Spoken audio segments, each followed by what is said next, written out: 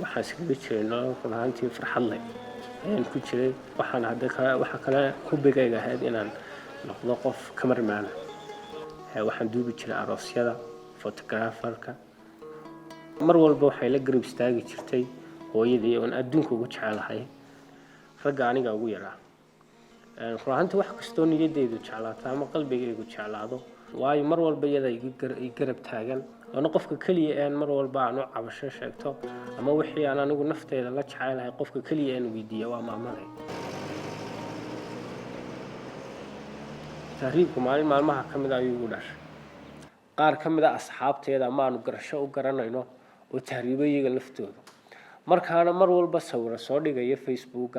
نلشوا إنه واحد بدل نسكبتش قفك نلش كنا على واحد نهيسن نلول كون أحسن إنه قلي oo nooga sheekayn jiray nolosha ku nool yahay inay tahay mid aad u qurux badan ruuxantii anaguna waxaan jeclaysanay nolosha ay ku nool yihiin iyo farxadaas inaan anaguna la qayb qaadano teedana waxaan isku dhiirigelinay inaanu badiyo bariba aanu jeexno si aanu halka u tagno markastoo aanu goobaha cafeteria iskugu imano waxaan kaliya ka sheekaysan jirnay inaanu geed dheer iyo geed gaaban baa korna sidaan uga bixi lahayn magaalada Hargeysa sababtaas ayaa igu kaliftay nolosheedii macaaneedii inaan ku ilaawo hooyadeedii qaalida ahayd inaan ku ilaawo family-gii jacaylkayga aan la dhadhaminay inaan ku ilaawo taasi ayaa sababtay in haddii aan ma aragtay aan baxo